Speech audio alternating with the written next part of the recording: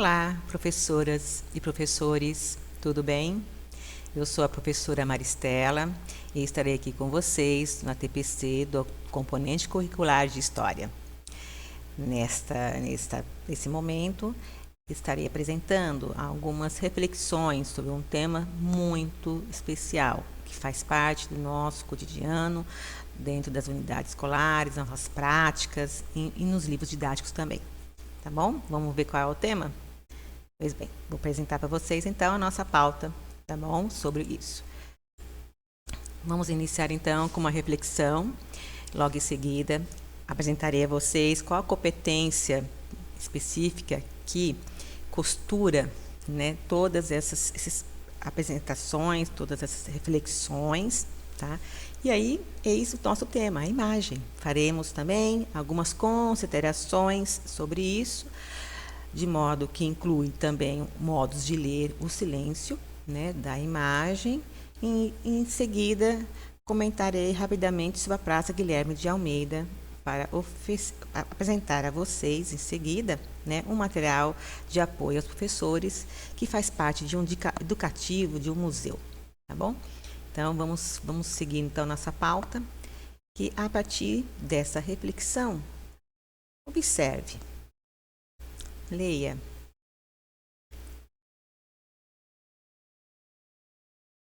E aí? Vocês já notaram? Vocês sabem? Vocês já pensaram na diferença entre ver, olhar e reparar? Ver é o que está no campo da visão e não requer amadurecimento. Olhar, sim, é ação, é perceber, é observar as nuances do outro e de si mesmo. Mas reparar, esse sim, é quando você constata, observa, nota de forma mais atenta, mais criteriosa, com mais detalhes. Então, deixo aqui, né, essa página em branco para vocês, tá, escreverem, né, a sua narrativa sobre o que esse material que eu estarei apresentando a vocês possibilitará, né, no seu trabalho. Espero que esse material que estarei apresentando, né, possa contribuir com as suas práticas, tá bom? Mas quem cria as narrativas são vocês, né, dentro das suas unidades escolares, dentro da sala de aula, para, né, contribuir com a formação, né, integral do nosso aluno, do nosso estudante, ok? Vamos iniciar então? Pois bem. Antes de fazer algumas considerações aqui e apontar, né, sobre a competência, a gente precisa pensar, né, sobre esse contexto que vivemos hoje. Ele é cheio de desafios e também de interrogações. E sabemos mais do que nunca que a cultura do jovem, dos estudantes, caracteriza-se pela concomitância do som, palavra e imagem. E é no cotidiano escolar que eles mais falam do que escrevem, não é mesmo? Mais veem do que leem, e eles sentem antes de compreender. São essas características da linguagem que predominam na TV, no videogame, na internet. Então, diante desse contexto múltiplo e diverso, abordaremos a apropriação da imagem. E, no caso, utilizaremos o quê?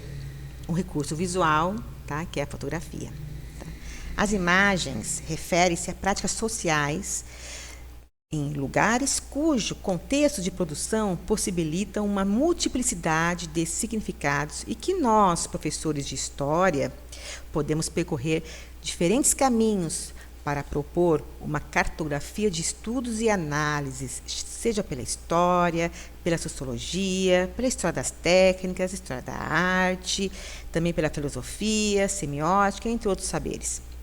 Para esta apresentação, o caminho será apresentar algumas rotas, professores, tá? Contudo, a aplicabilidade será determinada pelas suas escolhas, tá? Segundo as suas práticas já desenvolvidas, né, no processo de ensino-aprendizagem com seus estudantes. Tá? Fica a critério de vocês, professores, utilizar seus próprios referenciais teóricos de análise e saberes, como também o domínio de metodologias apropriadas e incorporadas durante a carreira de professores, carreira docente. Tá? A perspectiva aqui é apresentar o uso do recurso visual no trabalho historiográfico, seja na sala de aula ou no ambiente virtual. Portanto, mostrar, tá, que o recurso visual sempre expressa, sempre significa. Enfim, a imagem comunica. Por isso, eu escolhi aqui essa competência, que é compreender e problematizar os conceitos e procedimentos da produção historiográfica. E o objetivo é apresentar o uso do recurso visual no trabalho historiográfico para a construção do saber histórico e produção dos conhecimentos dos estudantes. Tá? Para iniciar, então, essa compreensão, tá? Nós vamos, então, apresentar para vocês aqui uma imagem, tá? Algumas imagens, por sinal. Essa é a primeira, tá? Vejam bem, olhem, reparem nos detalhes, no cenário, cada uma dessas pessoas que estão aí nessa fila, tá? Por que será que elas estão aí, não é mesmo? Aí começa a vir uma série de perguntas, não é, professor? Professora, vamos lá ver? Vamos continuar? Olha só, eu trouxe também essa imagem do passado, e essa aqui é do tempo presente, né? Aqui já identifica, né, que é uma fila para receber cesta básica, e onde? Lá na Lagoa Taquaral, que é um parque público, né? As pessoas estão lá para quê? Para receber alimentos, não é mesmo? Mas quando a gente pega uma imagem com a outra, olha só. Quando a gente pega a imagem do passado, que passado é esse? Esse passado aí se refere, né, ao contexto da pandemia da gripe espanhola, que, né, acometeu, né, mundialmente, inclusive o Brasil, tá? E também lá no Rio de Janeiro. Por isso que a revista Careta, tá, em outubro de 2018, apresenta essa imagem aí, e ela intitula como Indigentes aguardam socorro na Rua do Catete. Tá? A Rua do Catete, inclusive, ainda preserva todo esse casario aqui, ó, que está aqui apontado. Viu, gente? Só por curiosidade. Esse material aí está no Arquivo Público do Estado de São Paulo, tá? Pertence ao contexto da memória pública. Pois bem, enquanto aqui nós temos outra imagem mais recente, centenas de pessoas foram até a Lagoa Taquaral para receber alimentos, maio de 2020. Quando a gente olha essas imagens, né, a gente começa a pensar várias hipóteses, ideias, considerações a partir delas, né? Inicialmente a gente vê que ambas estão em ambiente aberto, né? Existe um enquadramento do fotógrafo, existe também algumas diferenciações sociais, tá? E especialmente, tá, quando a gente vê os títulos dados, né, identificando qual grupo social que estão se referindo. Não é mesmo? Olha só como lá no começo do século XX chama as pessoas, né? No caso de indigentes, e aqui não, já tem outro tipo de tratamento, né? Aos indivíduos que aqui estão colocados, né? São pessoas, né? E, enfim, quando a gente olha essas imagens, elas nos permitem refletir por vários sentidos, vários significados, né? E nos ofertam significados, tá? Pois bem, vamos continuar então.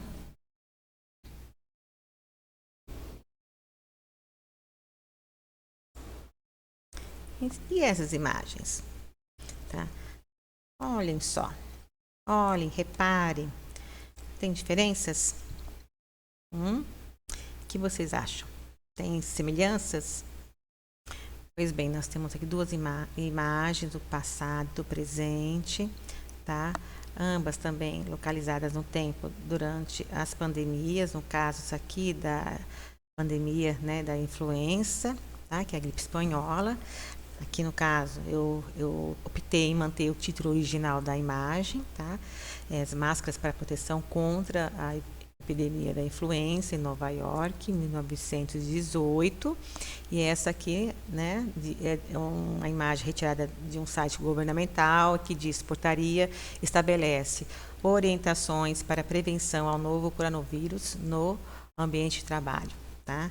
Ambas estão em ambientes fechados e tratam da questão também da prevenção. Quando a gente olha aqui, ó, ambas mostram o uso de máscaras para proteção, né? E existem algumas diferenças, claro, que a gente pensa que aqui é uma datilógrafa, não é? E ela está usando a máquina de escrever, né? Enquanto aqui, ó, nós temos, né, o computador. Olha só, né? A gente pode até trabalhar também com a ideia aqui, pensar na ideia das técnicas e tecnologias, não é mesmo? Pois bem, essas imagens que eu estou apresentando a vocês, tá? Elas são documentos históricos, certo? E elas podem também ser, né, um testemunho, aliás, elas não podem, já são, né, um testemunho precioso de uma época, por ser um registro, uma mensagem, uma evidência do passado, certo? Vamos ver, então, vamos continuar então? Então, agora em diante, eu vou fazer algumas considerações com vocês sobre a imagem e história. Tá? O historiador francês Jacques Legoff, ele considera que todo documento é um monumento que deve ser desestruturado, desmontado. Quando eu penso que ele tem que ser desmontado, eu penso assim, como pode se fazer isso dentro de uma sala de aula? E usando o quê? Que fonte documental? Qual fonte documental? Então, vamos continuar aqui com o raciocínio. E os documentos só passam a ser fontes históricas depois de estarem sujeitos a tratamentos destinados a transformar a sua função de mentira em confissão de verdade. Todo documento tem sim um caráter de monumento, porque ele é um armazenamento de informações, porque também permite comunicar através do tempo e do espaço e fornece ao homem um processo de marcação, memorização e registro, certo? Desde a década de 1970, os historiadores franceses ampliaram o leque de problemas, objetos e abordagens no campo histórico, valendo-se de pesquisas de novos documentos escritos, sonoros e visuais. Com a nova história, o documento deixou de ser entendido como expressão da verdade, para ser analisado como um monumento que possui seu próprio sentido. E o professor, ao escolher e utilizar um documento, possibilitará o estudante a aprender por que foi produzido, recorrendo a outros textos para localizar os seus modos de transmissão, destino e interpretações. E esses materiais da memória podem apresentar-se sob duas formas principais: os monumentos, herança do passado, e os documentos, escolha do historiador e também escolha de você, professor, dentro da sua sala de aula, de modo que é pertinente também fazer uma crítica interna ao se interpretar o significado dos documentos. Cabe também avaliar a competência do seu autor e produtor, ou ainda, medir a exatidão do documento ao se verificar e examinar por meio de outros testemunhos, de forma que o professor e os alunos sejam parceiros e sujeitos da aprendizagem, cada um atuando segundo o seu nível, seu papel e seu nível de aprendizagem. Tá? Nesse caso específico, eu trouxe para vocês, certo? A estação ferroviária, né, de Campinas, atualmente chamada Estação Cultura. A estação ferroviária, ela é um monumento da cidade, né, que está lá como um símbolo de um passado, né, glorioso de Campinas, quando a cidade era chamada de Princesa do Oeste, certo? Também, claro, um patrimônio da cidade muito bem utilizado atualmente, quando se tornou um espaço coletivo, né, apropriado para os vários segmentos sociais, tanto que foi chamado de Estação Cultura, né? Vamos continuar então? A capacidade documental da fotografia se presta a múltiplas significações, professores, caracterizando-se como por marcas, pistas e traços do passado. E sua trajetória muda dependendo da época, do contexto histórico, da cultura e da ideologia do momento, adquirindo novos significados de acordo com as inquietudes do presente. A fotografia é um artefato. Ponto. Especialmente quando reconhecida pelos usos, práticas e significações. E aí, eu quero deixar aqui uma afirmação, um texto, né, ilustrativo, né, que o professor da USP, né, aposentado, se chama O Piano Bezerra de Menezes, nos deixa para compreender, né, essa relação de fotografia e artefato. Considerando apenas o contexto, uma foto 3x4 em um documento de identidade é diversa da mesma imagem em uma carteira, que simboliza a lembrança da pessoa querida. Ainda a mesma imagem, a foto 3x4, em um porta-retrato, tá? Talvez em tamanho, uma dimensão maior, né? Um porta-retrato lá, localizado no escritório, gera o reconhecimento de valores sociais, envolvendo, por exemplo, a família. Agora, novamente, essa imagem, no caso, na parede de uma instituição, ela acrescenta valores de memorial e continuidade institucional. E assim por diante, um museu, um jornal, ou mesmo no jornal ou em cartaz, tá? Por isso que a imagem visual não é neutra. Ela não é neutra, pois as imagens visuais, entre elas a fotografia, podem e devem ser traduzidas segundo os usos que fazem, que dela se pretende fazer. Olha só. Vamos continuar com as considerações. A fotografia também é um testemunho de criação artística. De quem? Do fotógrafo. Tá? De um determinado tempo e espaço, caracterizada por elementos fundamentais para a produção de qualquer fotografia. Então, aqui estou elencando 3 elementos que colaboram a pensar a imagem. Então, a primeira se refere aqui ao assunto ou tema. E isso é o que motiva a ação do homem, e sua delimitação é o resultado da sensibilidade do fotógrafo, do contexto histórico, econômico, social, cultural, político ou religioso, né? Do tempo e do espaço na qual atua e se encontra. Tá? Outro elemento também se refere à tecnologia e à técnica também utilizada, que são materiais, né, tecnologias diversas, enfim, equipamentos que foram empregados na produção do registro. E temos o terceiro, tá, elemento aí, o terceiro, né, característica, tá, que é por mais que a imagem esteja fielmente retratada, o que se vê é apenas uma parte do todo, a visão do fotógrafo. E este pode forjar uma cena. Ele é o filtro cultural, entre aspas, que seleciona o fragmento do real, define o tratamento estético e os detalhes que comporão o assunto, baseado na sua atitude diante da realidade, seu estado de espírito, sua ideologia e também a sua intencionalidade. Tem um historiador, né, inglês, né, que eu tenho uma grande admiração pela sua produção acadêmica, que eu trouxe aqui para conversar mais sobre esse assunto, para nos enriquecer a mais essas características que eu estou tratando da questão da imagem. Ele se chama Peter Burke, tá? E no seu livro, tá, Testemunho Ocular, História e Imagem, tá, ele fala o seguinte, tá? Vou agora ler, vou continuar a leitura e abre parênteses aí para a fala dele. As imagens dão acesso não ao mundo social diretamente, mas sim visões contemporâneas daquele mundo. O testemunho das imagens necessita ser colocado num contexto, ou melhor, em uma série de contextos no plural, cultural, político, material e assim por diante. Uma série de imagens oferece testemunho mais confiável do que imagens individuais. No caso de imagens, como no caso de textos, o historiador necessita ler nas entrelinhas, observando os detalhes pequenos, mas significativos.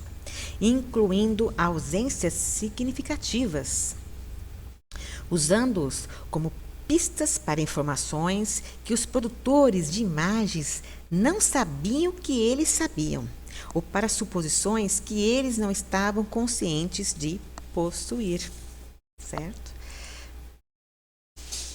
Ainda usando, né, as lentes analíticas de Peter Burke, as imagens podem nos fornecer valiosos testemunhos que a escrita ou oralidade não consegue dar conta de oferecer indícios, especialmente por conta do distanciamento da época retratada.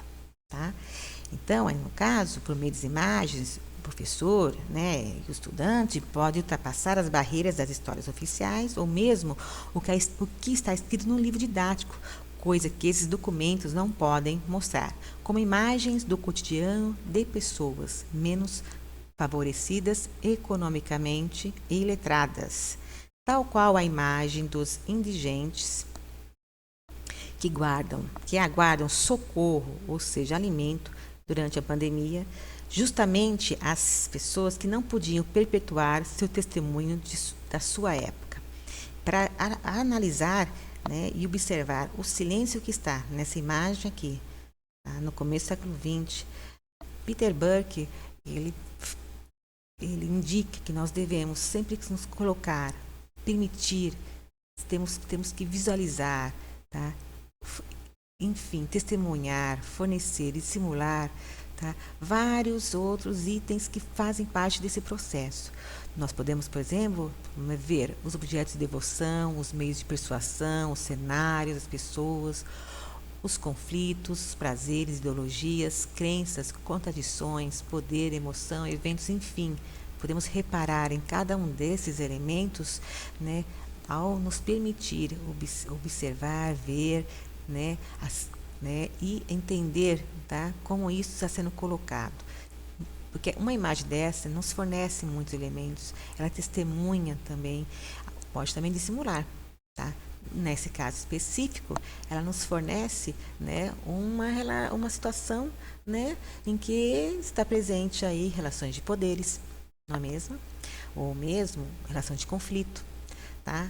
Apresenta também, a gente pode, por meio dela, visualizar cenários, pessoas, não é? Ideologias, enfim.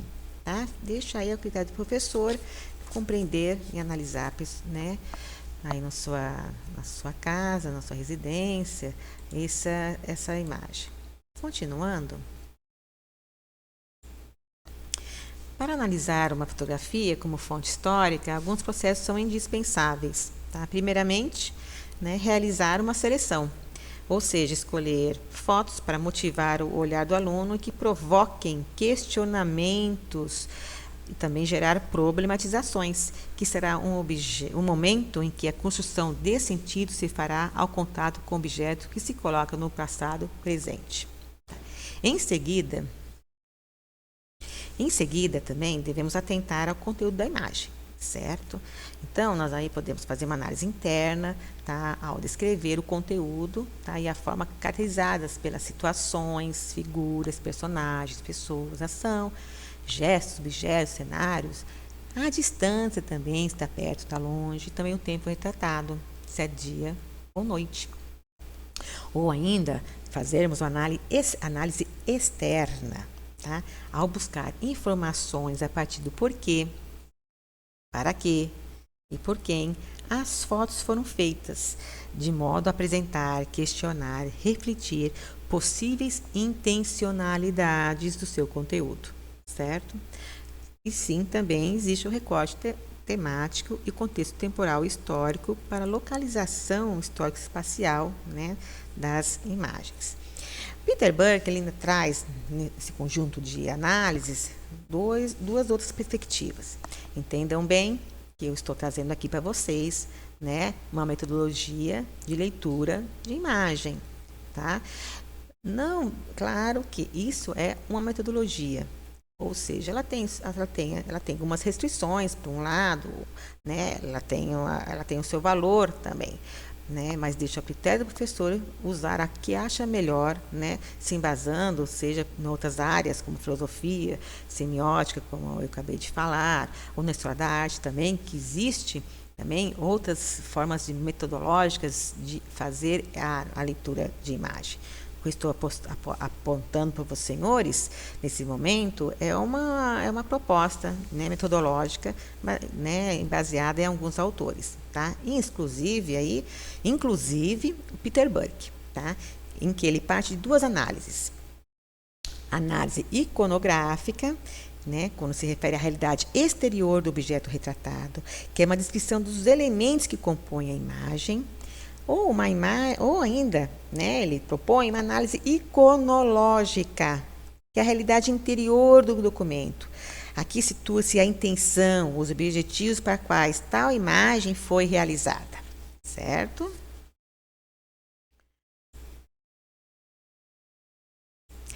Então, senhores professores, tá? Nessas considerações que eu estou fazendo, né, sobre a questão da imagem, ela é um testemunho histórico, certo? Por quê? Porque ela se caracteriza por marcas, por pistas, traços de passado, por alguns indícios também, tá? E ela também é uma fonte histórica, não é mesmo? Porque por meio dela se faz uma análise, uma descrição de um determinado período, de um determinado fato, né? E que isso, né, vem colaborar, né, com o enriquecimento da sala de aula, principalmente, né, enquanto fonte histórica, tá? A fotografia não deve ser tomada como único documento, única referência, tá? Sendo que as informações obtidas através do documento fotográfico devem ser confrontadas com outros documentos de época. Enfim, dentro do campo de ensino de história, a fotografia deve ser colocada no foco de vários outros contextos, seja político, econômico, cultural, material, entre outros. Ok, professores? Vamos fazer um exercício agora? Pois bem, eu vou trazer para vocês uma imagem extremamente significativa e nos traz, é rica em sentidos e significações. Vou trazer para vocês porque ela é uma imagem muito bonita, né, produzida por uma época e que nos traz, né, muitos recursos, né, para pensar o seu contexto. Vamos lá? Vamos pensar então? Vou apresentar para vocês. Olha lá. É isso aqui, gente. Olha só. Que bela imagem. Vocês sabem quem é essa pessoa? Conhecem? Ou vocês imaginam onde está essa pessoa? Tem um texto, tá? Inserido dentro da imagem que eu descrevi aqui ao lado, certo? Vamos ver então? Essa imagem selecionada, ela é portadora de vestígios que se tornam ricos de significados quando a gente consegue estabelecer relações entre o seu conteúdo e a imagem escrita.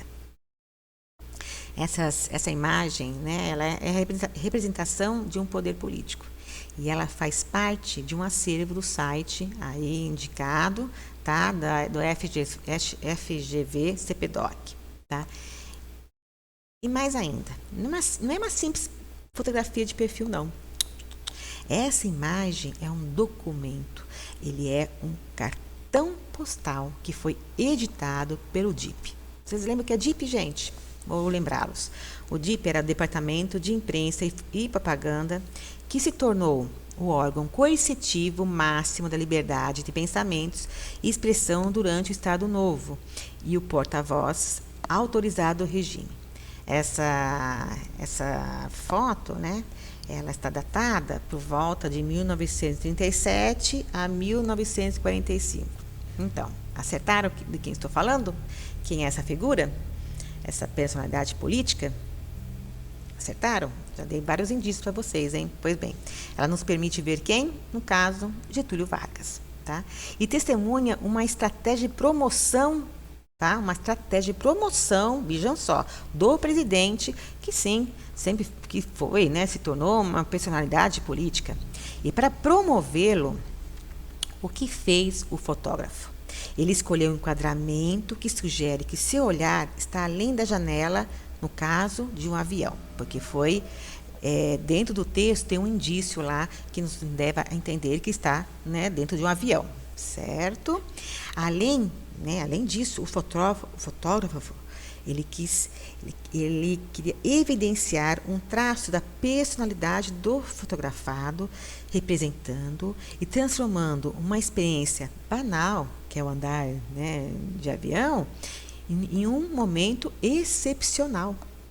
Ao fornecer esses elementos, cenário, enquadramento e a pessoa fotografada, se cria um objeto de devoção da personagem que é focada. E essa perspectiva se intencionou porque houve uma circulação comercial da imagem. Sim, gente, essa imagem ela circulou, né, pelos rincões do Brasil, certo? Porque o que vocês estão vendo, tá, é um cartão postal. Um cartão postal. E o cartão postal, o que era o cartão postal? Ele era um divulgador de notícias. Tá? O cartão postal é uma fonte rica de pesquisa, de memória e cultura. Para vocês terem uma ideia, os cartões postais se integravam às conquistas advindas, tá, da revolução técnico-científicas e também em virtude da rapidez dos meios de transporte. No caso, as ferrovias. Tá? Pensando que as ferrovias, já nesse período que eu datei, entre 37 e 45, 1937 a 1945, né, a malha férrea no Brasil era extensa, tá? E, né, para o meio da ferrovia, os postais, né, eram levados para muitos locais, né, onde, nesse caso, ainda não tinha nem a presença do rádio. Tá?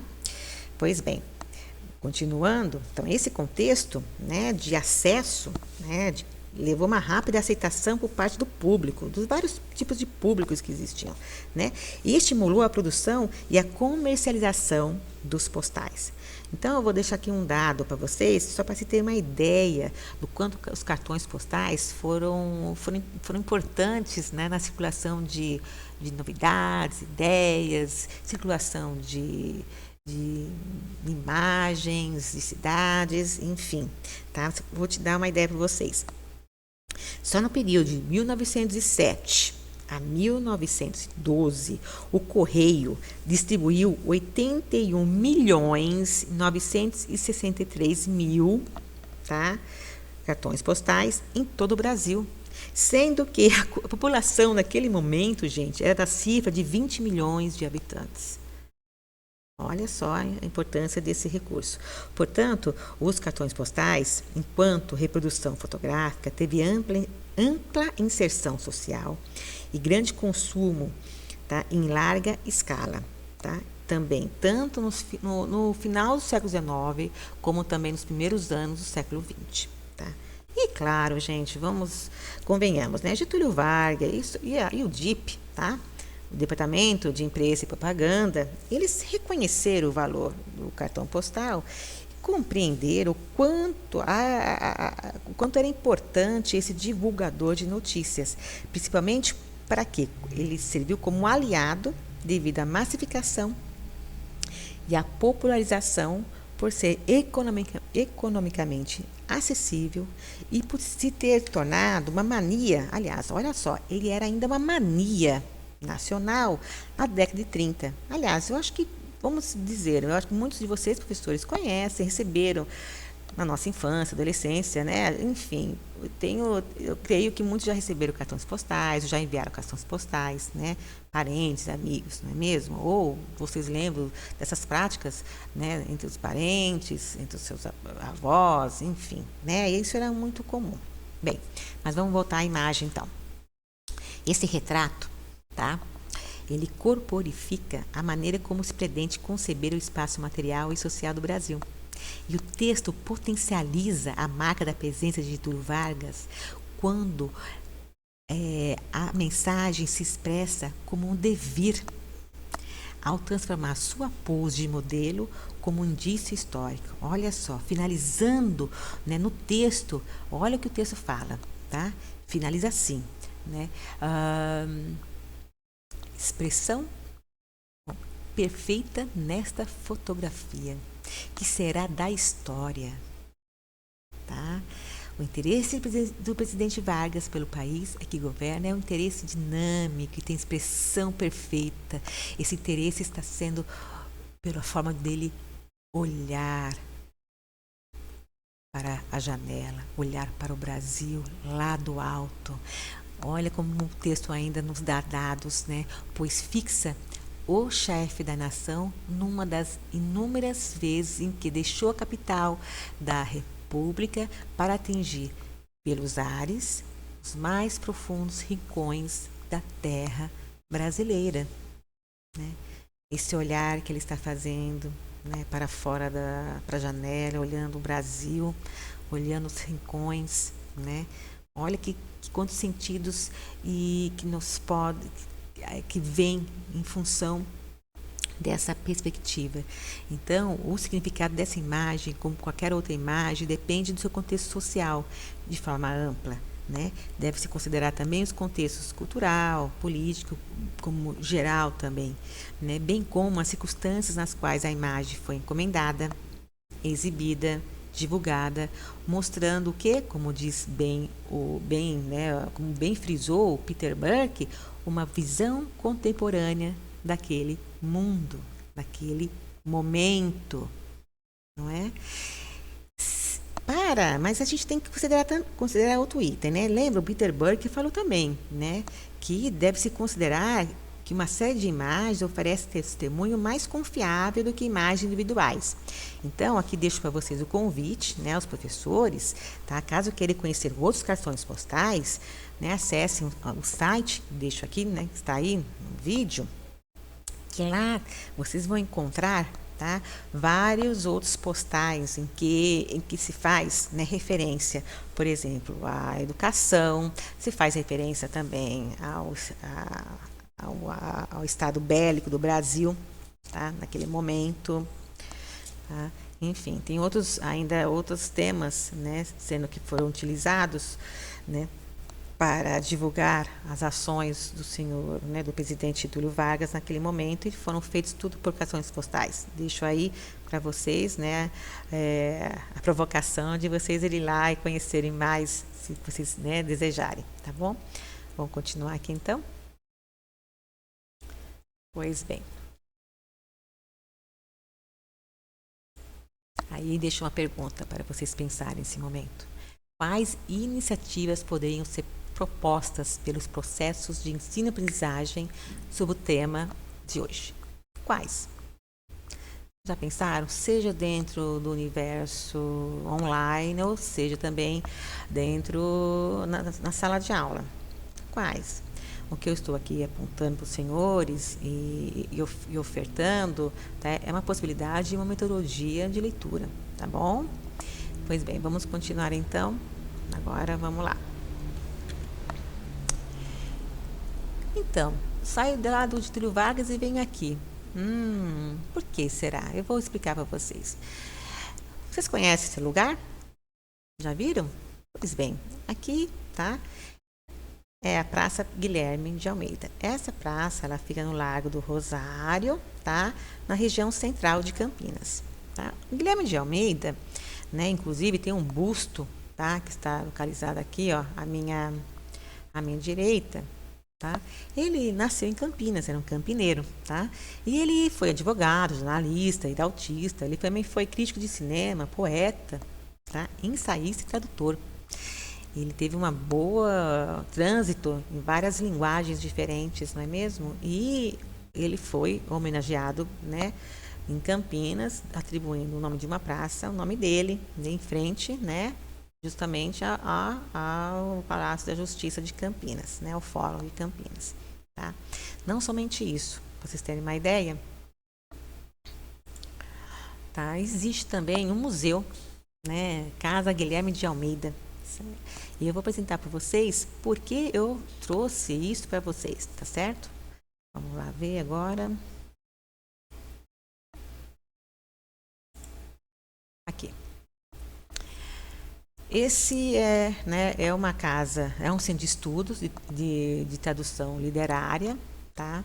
Esse material aqui eu estou trazendo para vocês porque ele tem, tá, no seu educativo, uma área específica. Bem, quando vocês se vocês conhecerem um pouco mais, aqui tem a biografia, tá, do Guilherme de Almeida, tá, e tem outros dados também que vocês podem, né, aproveitar e conhecer, mas a parte educativa que é o nosso interesse, que é o nosso foco. Aqui na parte educativa, tem material de apoio aos professores. Quando a gente entra aqui, tem vários materiais, tá, em que conversa-se de forma muito interessante com a língua portuguesa. Então, né, nós estamos aqui apresentando a possibilidade de diálogo entre a língua portuguesa e história, né? Porque ele foi poeta, então ele deixou um bom material, inclusive, né, nesse educativo, aqui tem, por exemplo, o cafezinho, que é um material didático de uma oficina do café, usando a poesia. Olha que legal.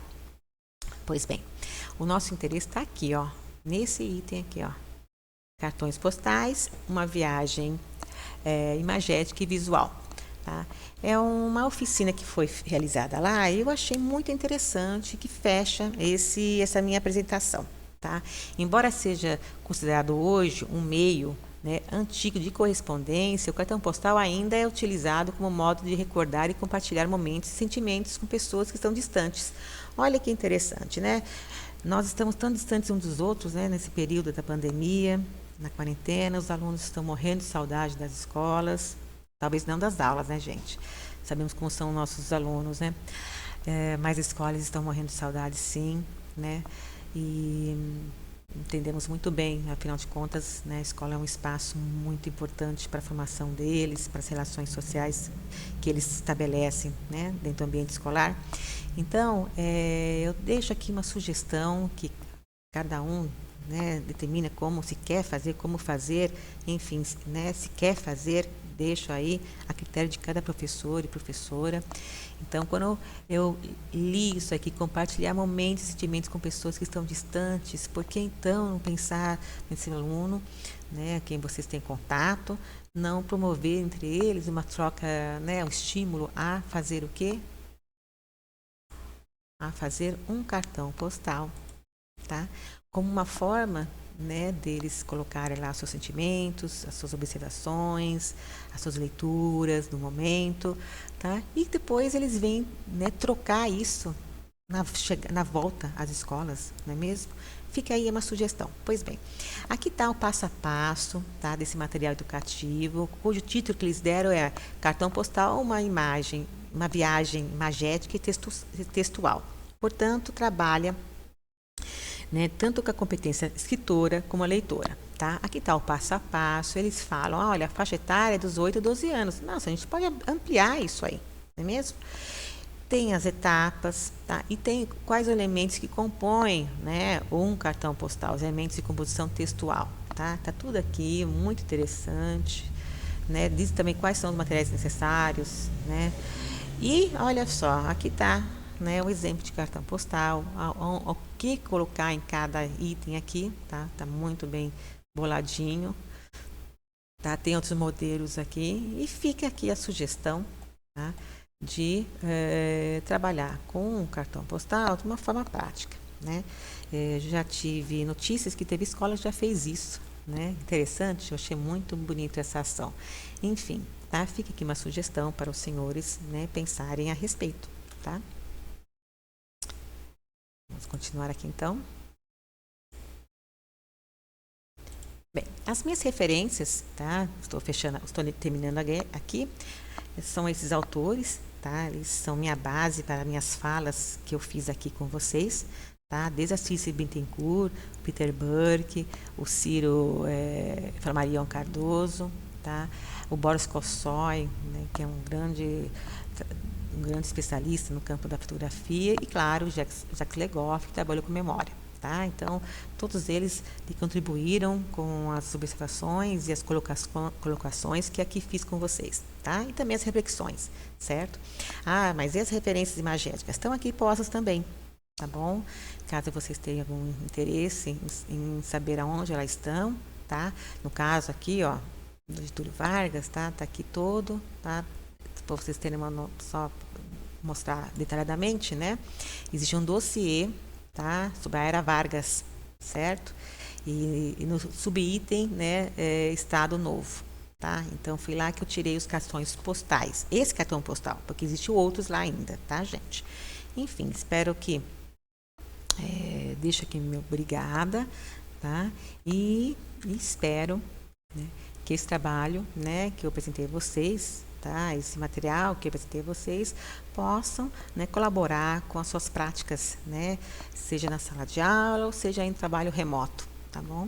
Espero que eles venham contribuir e agregar, né, novos conhecimentos ou, né, consolidar o que vocês já sabem. Então, eu deixo meu muito obrigado e até a próxima. Bom trabalho, professores.